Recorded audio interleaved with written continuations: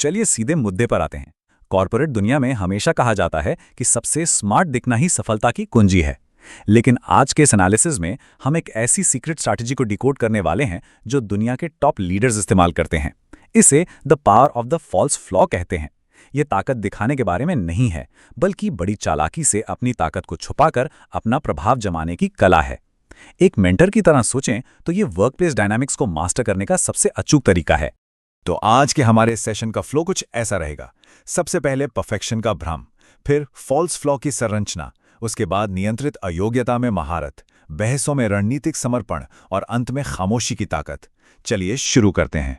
पहला हिस्सा है परफेक्शन का भ्रम और इसके पीछे के इवोल्यूशनरी थ्रेट रिस्पॉन्स को समझना। अब जरा इस सवाल पर गौर करते हैं, क्या हर जगह खुद को सबसे परफेक्ट साबित करने की कोशिश असल में हमारे दुश्मन बढ़ा रही है?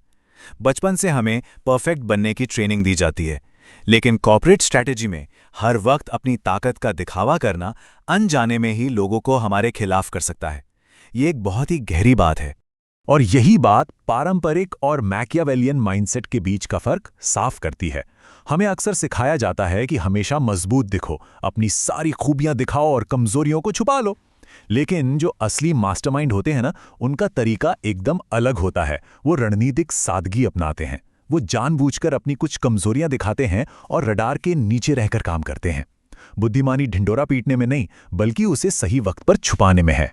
ऐसा इसलिए होता है क्योंकि जब कोई इंसान दोष रहित यानी एकदम परफेक्ट बनकर किसी कमरे में आता है, तो वहां मौजूद लोगों का दिमाग अवचेतन रूप से यानी सबकॉन्शियसली एक खतरे का सिग्नल पकड़ लेता है। ये एक इवोल्यूशनरी रिस्पॉन्स है। परफेक्शन दूसरों को उनके खुद के फेलियर्स की याद दिलाता है और नतीजा, लोग तुरंत अपनी रक्षात्मक दीवारें खड़ी कर लेते हैं और अलर्ट हो जाते हैं। तो इन रक्षात्मक दीवारों को कैसे गिराया जाए? यहीं से हमारा दूसरा हिस्सा शुरू होता है, फॉल्स फ्लॉ की संरचना, जिसे एक मनोवैज्ञानिक ट्रोजन हॉर्स भी कह सकते हैं। देखिए, फॉल्स फ्लॉ असल में कोई असली कमजोरी नहीं है। ये पूरी तरह से कैलकुलेटेड है, जानबूझकर की गई एक मामूली सी गलती। इसका मकसद सामने वाले के ईगो को शांत करना है, ताकि वो खुद को सुपीरियर और सुरक्षित महसूस कर सके। ये दूसरों के दिमाग में एक मनोवैज्ञानिक ट्रोजन हॉर्स भेजने जैसा है। इससे एक सिग्नल जाता है कि हे, मुझसे कोई खतरा नहीं है। प्रैक्टिकली सोचिए, ये कितना असरदार हो सकता है। मान लीजिए कोई बहुत क्रिटिकल नेगोशिएशन चल रहा है। वहां खुद को सबसे बड़ा एक्सपर्ट साबित करने के बजाय अगर कोई लीडर थोड़ी सी अनिश्चितता दिखाए, जैसे ये कहना कि मुझे इस बारे में थोड़ी कम जानकारी है, क्या इसे और अच्छे से समझाया जा सकता है? ये एक जादुई ट्रिक की तरह काम करता है।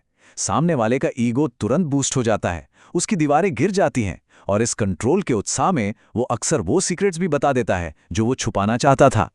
अब हम अपने तीसरे हिस्से पर आते हैं, जो टाइम और एनर्जी बचाने के बारे में है, नियंत्रित अयोग्यता में महारत। नियंत्रित अयोग्यता यानी कंट्रोल्ड इनकॉम्पिटेंस। इसका सीधा सा मतलब है कि जानबूझकर उन कामों में अपनी अज्ञानता दिखाना जो कम वैल्यू वाले हैं। ये ओवरवर्क से बचने की एक बेहतरीन सामरिक कला है। जहां पूरी दुनिया हर काम में माहिर बनने की रेस में भाग रही है, वहीं ये कॉन्सेप्ट सिखाता है कि फालतू के कामों से खुद को रणनीतिक रूप से कैसे बचाया जाए। ऑफिस में अक्सर दो तरह के लोग दिखते हैं। एक परफेक्ट एक्सपर्ट जो हर सॉफ्टवेयर चला लेता है, हर काम कर लेता है। ऐसे लोग बहुत जल्दी दूसरों के एक्स्ट्रा काम का डस्टबिन बन जाते हैं और अंत में बर्नआउट का शिकार होते हैं। और दूसरा है रणनीतिक प्रोफेशनल। ये इंसान बड़े मासूम तरीके से कहेगा, शायद कोई और इस सॉफ्टवेयर को मुझसे बेहतर चला सकता है। ये बेवकूफ़ी नहीं है, ये सिर्फ अपनी ऊर्जा को उन लक्ष्यों के लिए बचाने का तरीका है जो सच में मायने रखते हैं। चलिए अब चौथे हिस्से की तरफ बढ़ते हैं, बहसों में रणनीतिक समर्पण यानी दूसरों के अहंकार को बाईपास करना।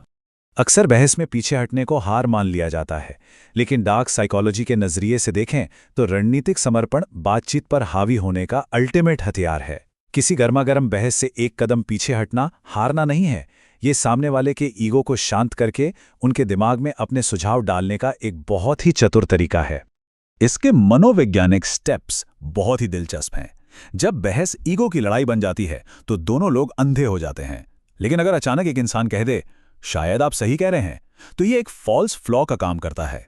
जो दिमाग लड़ने के लिए तैयार था वो अचानक एकदम रिलैक्स हो जाता है और ठीक उसी पल एक स्मार्ट लीडर अपना नया आइडिया एक सवाल की तरह सामने रख सकता है। सामने वाले को लगता है कि ये उसका अपना आइडिया है, जबकि असल में गेम पहले ही सेट हो चुका था। अब आते हैं हमारे पांचवें और आखिरी हिस्से पर, खामोशी की ताकत, एक अदृश्य जाल। फॉल्स फ्लॉ की स्ट्रैटेजी में सबसे बड़ा हथियार है कुछ भी ना करना।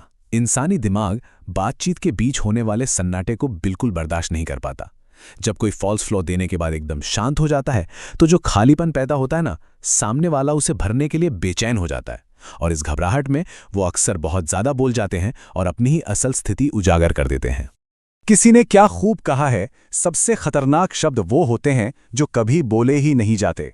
ये इस पूरी थ्योरी का निचोड़ है। अपनी बात रखने के बाद तुरंत बचाव करने या सफाई देने से मना कर देना विरोधी के मनोवैज्ञानिक कवच को उतार फेंकता है। सच में खामोशी एक बहुत ही पावरफुल अदृश्य जाल है। तो इस पूरे एनालिसिस का फाइनल टेक अवे क्या है? सबसे पहले तो इस एब्सोल्यूट परफेक्शन की रेस से बाहर निकलना होगा। एक कामयाब प्रोफेशनल वो है जो खुद को साधारण दिखाने की आज़ादी लेता है। कोई छोटी मोटी हानिरहित कमी दिखाएं, जैसे कह दें कि मुझे रास्ते जल्दी याद नहीं रहते। इससे आसपास के लोग काफ़ी कंफर्टेबल महसूस करते हैं। जब असली क्षमताएं रडार के नीचे छिपी रहती हैं तो बिना किसी रुकावट के अपने बड़े लक्ष्यों पर फोकस किया जा सकता है। तो आखिर में हर उस इंसान को जो वर्कप्लेस डायनामिक्स में महारत हासिल करना चाहता है, इस एक बुनियादी सवाल का सामना करना ही होगा। क्या लगातार खुद को परफेक्ट साबित करने के भारी दबाव में जीना बेहतर है, या रणनीतिक सादगी अपनाकर अपनी सच्ची शक्ति को छिपाने की कला सीखना? इसी विचार के साथ आज का हमारा ये एनालिसिस यहीं खत्म होता है।